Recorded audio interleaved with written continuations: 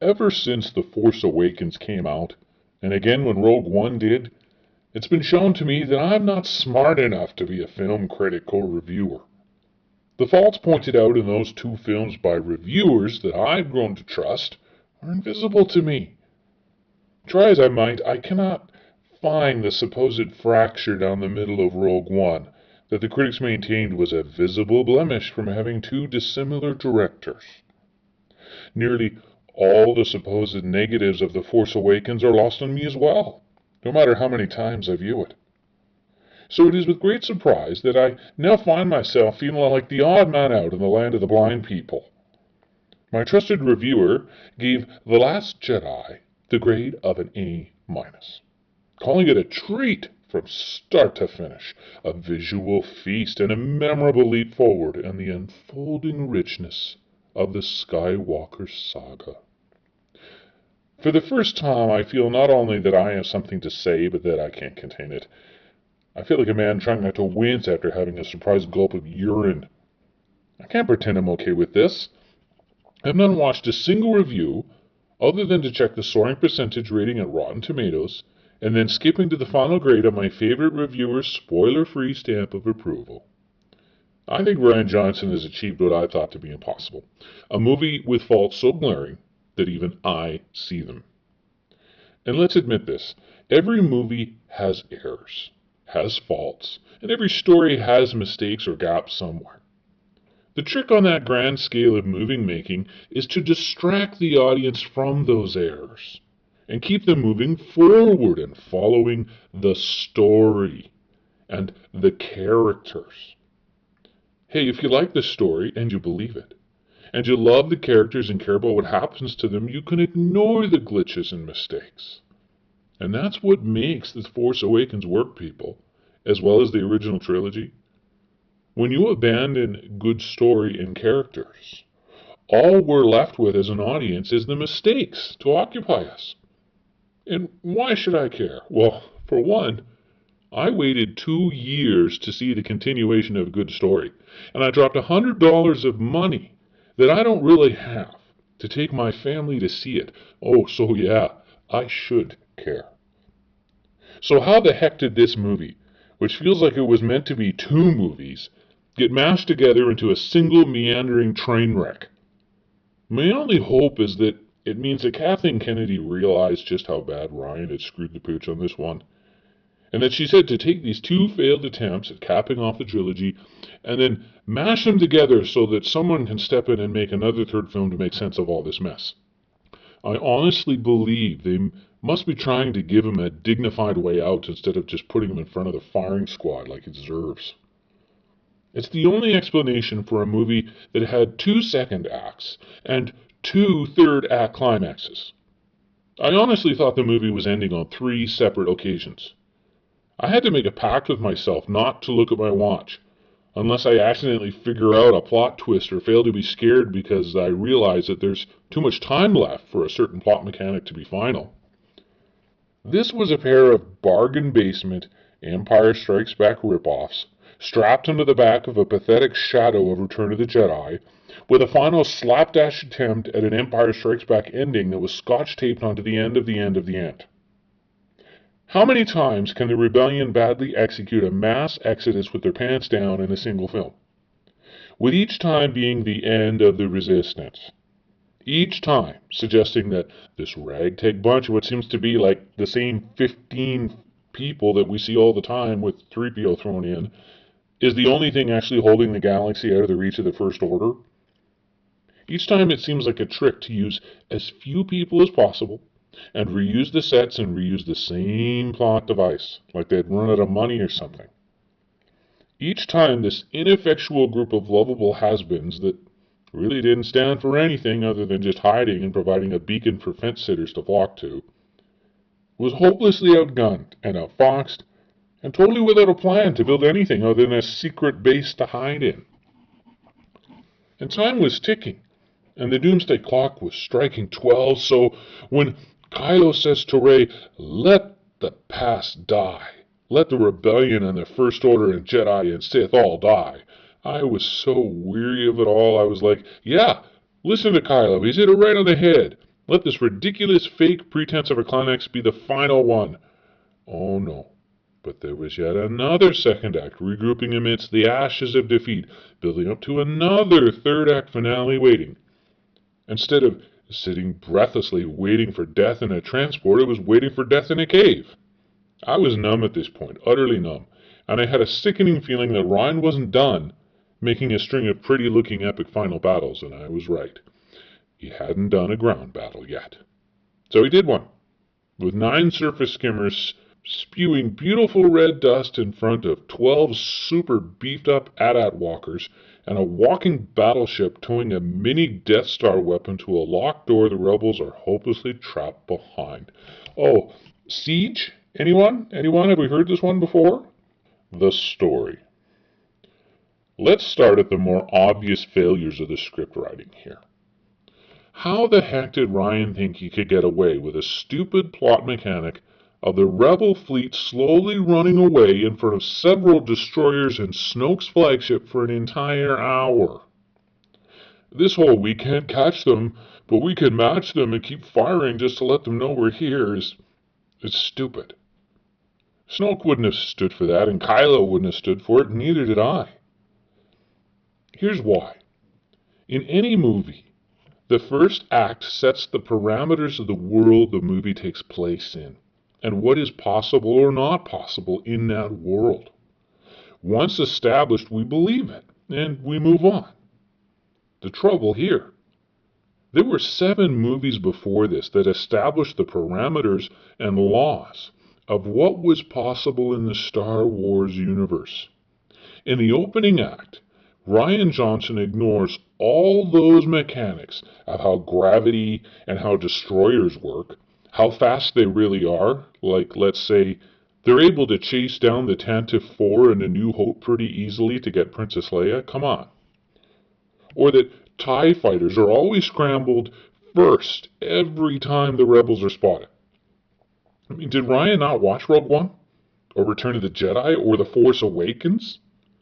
All of these establish the mechanics of a space battle between the Empire and Rebel ships very clearly. So right away we're at odds with the story, and we say, hey, that's not right. You can't do that. And as a result, we don't believe or trust anything that happens next. They would have dispatched the TIE fighters immediately to run up ahead and just end it. They wouldn't wait 16 hours burning full-speed fuel just to match pace and waste energy on cannons. Hey, that's why they have destroyers. And let's not forget, they were there. They were the first ships to arrive. And pretty quickly we learn how they're tracking the rebels through hyperspace. So the mechanics of Star Wars say that once Snoke's ship follows them, that they could have simply contacted the rest of the destroyers and told them the coordinates, especially since they never jumped again. I mean, destroyers carry an assortment of weapons and various means to various ends. Yet as soon as the cruiser pulls away, there's not a single TIE fighter to be seen for quite some time. And even then, it is a brief raid that vanishes into thin air.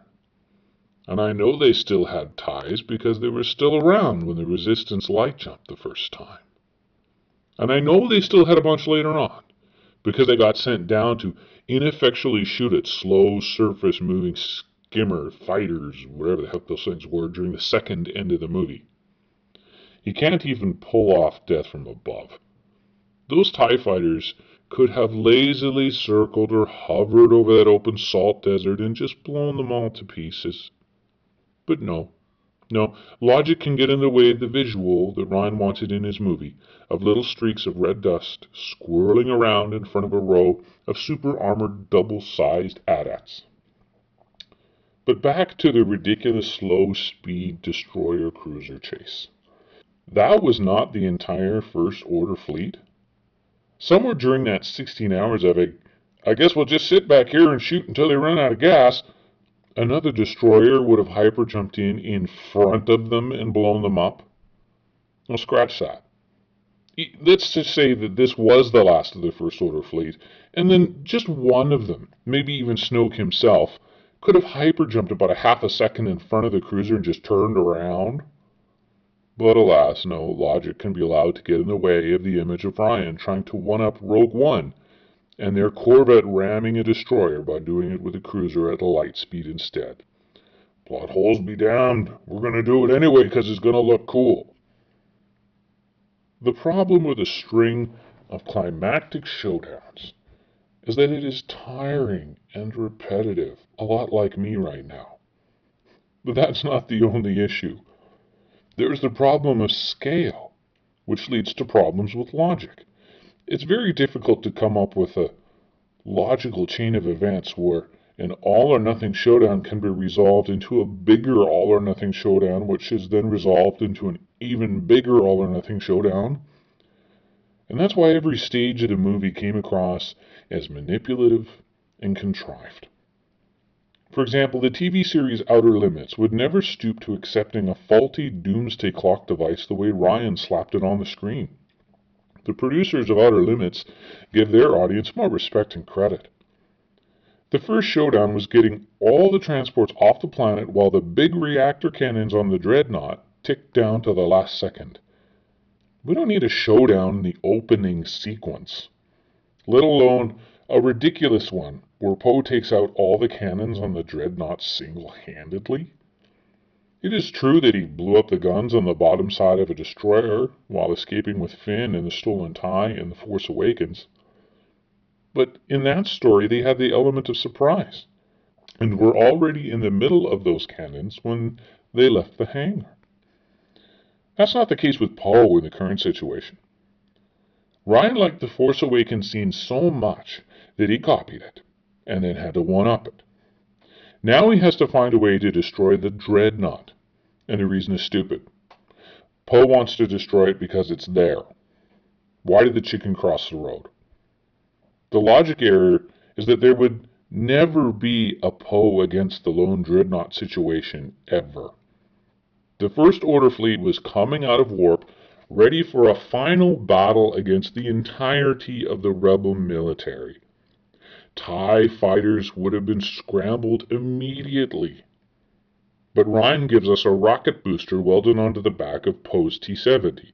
Is that supposed to be a plausible surprise attack?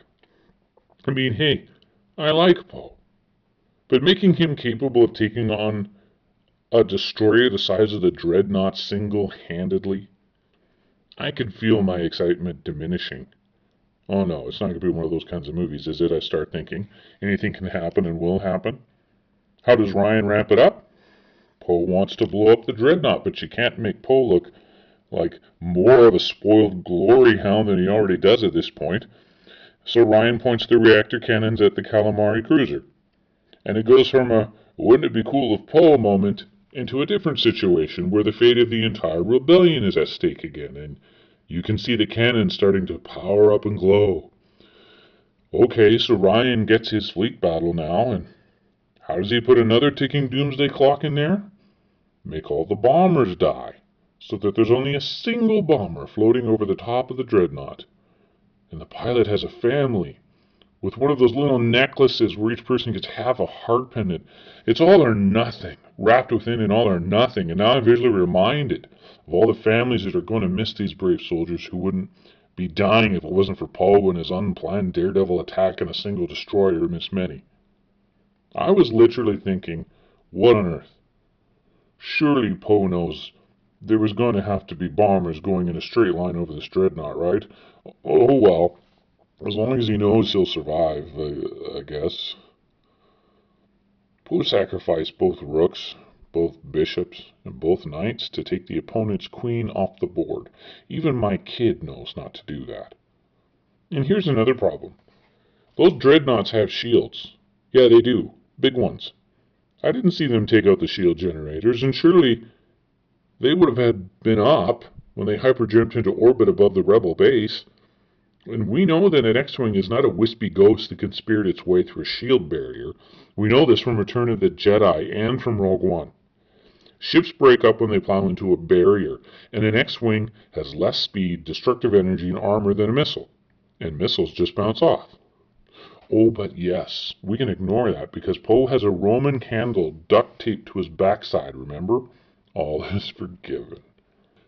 If anyone tries to tell me that these logistical holes don't matter, then I will remind them that we've waited 2 years and $400 million for this, and Ryan still decided that it was good enough and that we wouldn't notice.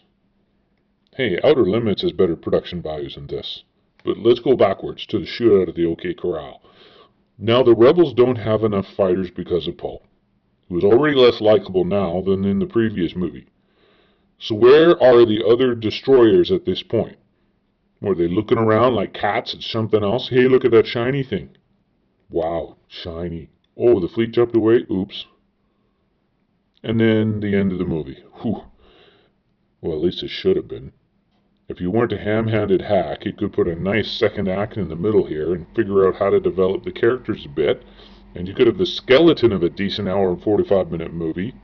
A bit formulaic at this point, but hey, a single formula for a single fuse that lights off a single explosion. That's not good enough for Ryan. Now we have to go through the rest of it. Poe is demoted and slapped in the face, and he deserves it. Nice decision, Ryan. Yeah, there should be a bit of a low point in a hero's development before he pushes on to victory. That's character development 101, but you don't make him deserve it. The situation should cause the adversity. That is where our empathy and his chance to prove his depth of character comes from. Blues music has been described as a good man feeling bad, and the same should not have to be stated about a second act character development to someone with 3 years, $400 million, and the help of the best script doctors in the business. But any outside help would have interfered with the real climax of the movie, the ultimate visual that Ryan had for the end of the movie from day one, the words that say, written and directed by Rian Johnson. J.J. Abrams was only one of 3 names on the screen at the end of his movie, and I would say it was 3 times as good as this. Oh, but we're only getting started in this cinematic elevator into the bargain basement storytelling. Ryan doesn't want to let up the tension now. He wants to start off with an epic showdown and not pay the price. Either the credits should roll after an epic showdown or there should be a chance to catch our breath. But Ryan won't do either. He cheapens the all upcoming epic showdowns by restarting the movie all over. The First Order fleet surprise hyper jumps in again, and they retire Rebellion is lost again. But this time Ryan makes sure that we understand the Rebel fleet cannot escape as before. They cannot hyperjump because they only have 1 jump worth of fuel left, and they're being tracked with a new tracking technology. Okay, I can swallow that one, if I really have to. But we're setting a dangerous precedent here, being able to track things through hyperjumps. It may be a tad powerful in the storyline, but time will tell. So Ryan decides to tell us that he means business by making things get really, really fast. And does he deliver? Kylo leads a squadron of fighters to destroy the Rebel fleet. Yes, that's exactly what would happen. The destroyers have 10 fighters for every Rebel fighter, and they would not hesitate for an instant. The fighters take out some of the smaller support ships, and Kylo flies into one of the access ports of the cruiser and lets loose a torpedo that hits the inside of the hangar bay, taking out almost all the remaining fighters. Oh, and Princess Leia gets sucked out into space along with the other commanders when the TIE score a direct hit on the bridge. Wow. Ballsy, I thought. Man, things just got real. But, just like before, Ryan wanted to show us a flashy climax but not pay the price in any way for it. He has what he thinks is an even prettier graphic for the next epic showdown, but he didn't want to let this showdown get cut or get in the way. So, the TIE fighters disappear, and Leia unsucks herself out of space back onto a ship. Okay. Whoa. Let's stop this magic carpet ride right here. Why would the TIE fighters just break off and not finish the job? The lazy excuse is that they're too far out from the mothership. Seriously. You think we're going to buy that explanation? If the mothership is close enough to shoot at the ship, they're close enough for TIE fighters. And what is this crap about Snoke's ship being too slow? It is huge, with 5 million engines versus the smaller freighter that it's chasing. Well, they say the smaller ships are lighter and more maneuverable. Hey, even Hux is yelling, "This is stupid. The ships are going in a straight line." Snoke's ship would have run it over. And all of a sudden, Leia is a powerful force wielder that revives herself from near death in the vacuum of space? And what's with the Mary Poppins act to draw herself back to the ship? If she was that powerful of a force user, a story element never yet explored, why did they need Luke so badly? And then that's it. She hides in the background for the rest of the movie, never using the force again. Tell you, a spoonful of sugar didn't make this medicine go down. I sucked back a huge cup of root beer watching that play out. I cannot accurately describe how cheated I felt. I didn't want Leia to be dead, but you cannot pull a Deus Ex Machina and not pay the ultimate price for that. I mentally and emotionally checked out for good at this point. Right then and there, I would have been fine if my wife texted me to buy some groceries. I was okay with waiting for the Blu-ray for the rest of the movie now. Deus Ex Machina roughly translates into Act of God. It comes from a rather famous classic novel, where the writer had written the protagonist into the ultimate showdown on the top of a hill with a villain who'd lured him there and was holding all the cards. It was obvious that there was no way out because the bad guy was badass and the stakes were ultimate. An amazing progression that kept ratcheting up the tension, and the writer realized he'd written himself into a corner. But he didn't want to let go of how impossible the situation was and how brilliant the villain was. So at the last moment, right there where the villain was about to kill the hero, there, out in the open, where there was no help for him, the author made a blimp fall out of the sky and squish the bad guy. It is a problem that fantasy writers deal with all the time.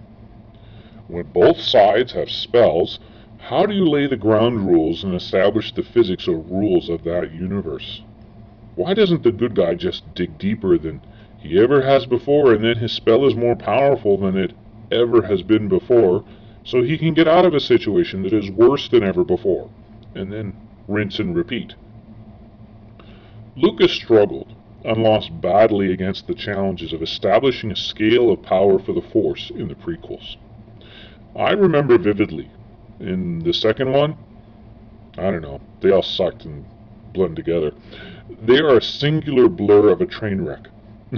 But there's an unforgettable scene where teenage Anakin is chasing down the would-be assassin, and he jumps out of Kenobi's speeder car and free falls for almost 20 seconds, nearly avoiding the layers of hover traffic that are stacked kilometers deep on the Coruscant sky highways.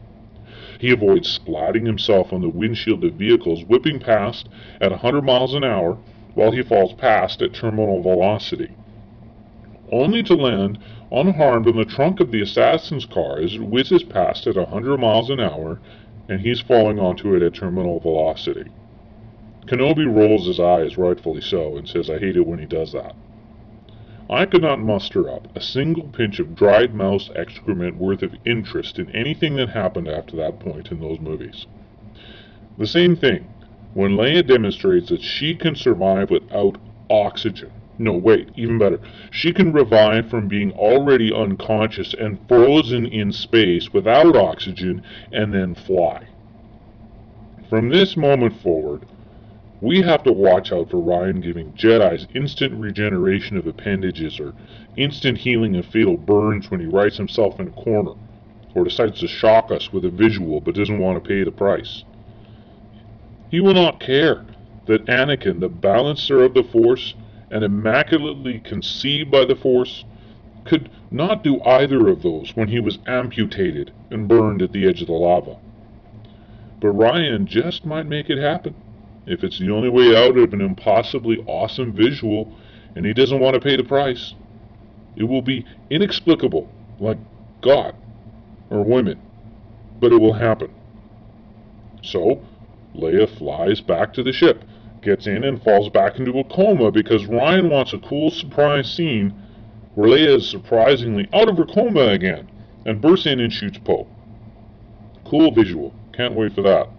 Let's make it happen at any cost.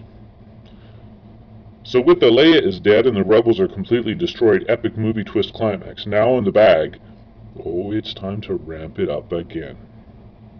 And he does this by going right back to the slow speed chase where the First Order is barely keeping pace, and is content to remind the Resistance that they're being chased by shooting harmlessly at their rear shield and waiting for the gas gauge to hit empty. I suspect that Kylo's totally effective raid, using only a small handful of fighters, was there to deal with the fact that since Poe took out all of the destroyer's deck guns single-handedly, once again there was nothing stopping him from doing it again, unless someone blew up the Black 1 T-70 and got rid of that rocket booster. So that's what Kylo does. No more Poe being a super weapon. So why did Kylo and friends just not finish them off? Kylo was shooting torpedoes through the interior of the ship. Rian made it a personal vendetta, where Kylo was pouting from being called a child in a mask and decided to prove that he was a man. So Kylo proves he can get the job done, but then breaks off the attack and goes home without getting the job done? I mean, to Rian's credit, he handled Leia's death with enough skill that it totally did its job by distracting me from the fact that the cruiser should have been destroyed then and there. Kylo's inner struggle when he could not blow up his mom on the command bridge was well handled. Enough happened and enough significance was attributed in enough places that I didn't realize he'd vanished the fatal TIE fighter attack until about 10 minutes later. Hey, he's not without skills. Whoa, but then it gets stupid on a whole new level. The Resistance starts letting its support ships run entirely empty and drop back, so the destroyers can blow them up. There's absolutely no reason why they could not have hyperjumped those support ships out of there one by one when they got close to empty. There were not enough destroyers to follow them, and we were told that only the lead destroyer was doing the act of tracking. Purposely letting those ships get destroyed when the Resistance desperately needed each one is one of the most nonsensical, strategically retarded plans I've ever heard.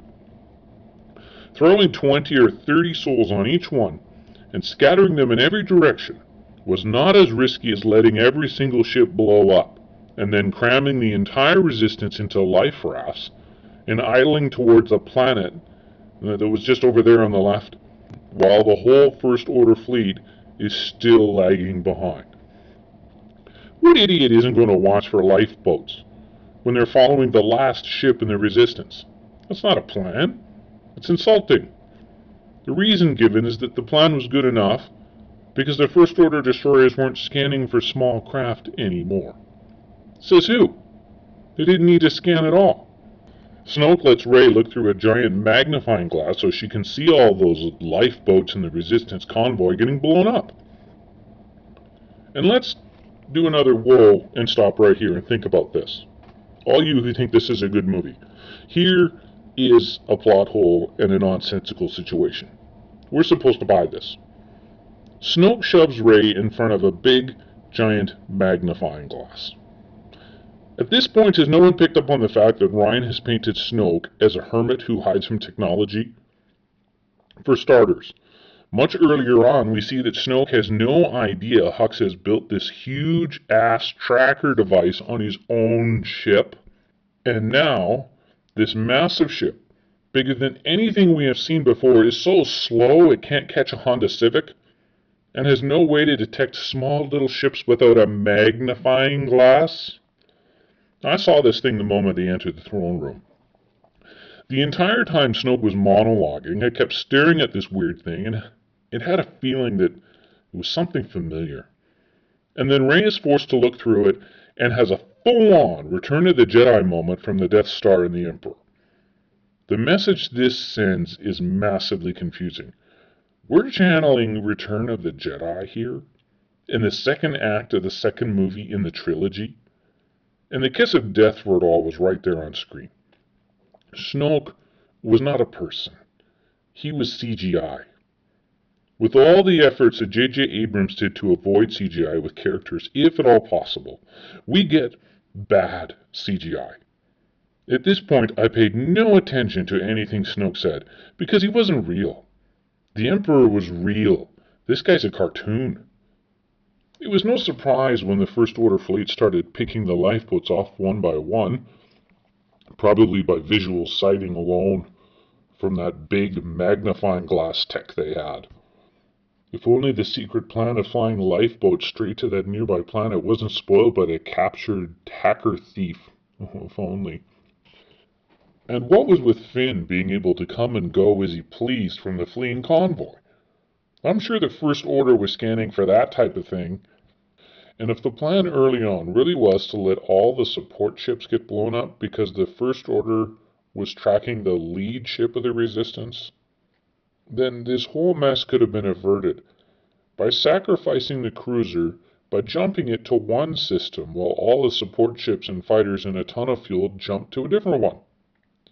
You could still use your cruiser to ram the destroyer when it follows you if you want. The thing is, there are no excuses for gaping plot holes. If the audience is figuring this stuff out watching your movie, you got a problem. Keep changing your script until it makes sense. Hell, the catering crew could have detected this kind of stuff on the first read-through. But when your real goal is a series of cool visual scenes and that's it, well, the holes are going to have to stay, I guess. I wonder if he's really happy with his decision. Making fun of the ridiculous standoff at the cave versus the AT-AT walkers towing a mini Death Star weapon is pointless. The First Order have destroyers in orbit directly overhead. Luke did not buy them time to escape, because there's no way off the planet. They used up all their resources coasting down onto it, and they're trapped behind a door in the side of a hill. Forget the armored door, the sides and tops of that cave are just regular rock. A week-long siege or a solid night of that energy ram or just pumping poison into the holes those crystal foxes were pouring out of would have done the trick. They also have bombs and bombers on the destroyer. As Luke finishes creating a diversion for the AT-AT walkers, Rey floats the rocks away from the escape tunnel. There's a little speech about how this tiny band of rebels is all that is needed to ignite the spark of rebellion across the whole galaxy. And this is accompanied by the pretty visuals of a young kid who force grabs his broom and cleans animal stalls looking to the stars. Okay, let's catch this too while we're here. Since all of this stuff that we've seen had literally just happened, these kids, we care nothing about, are telling the story of how Luke Skywalker stood down the AT-ATs with a force projection, and they're not even speaking English and doing it. In the timing of the story, how did they know this? The kids don't look a day older in this scene, so how could they have known this? And then a pretty picture of Luke succumbing to the strain of all that force projecting and dying in a sunset before this. I was so lost at this point that I didn't get the significance of that scene. I thought he was looking at ships coming for him or something. I had no idea we were watching A New Hope again. This almost distracted me from the fact that all those walkers and TIE fighters are out front having just figured out the trick and that the destroyers are still hovering directly overhead.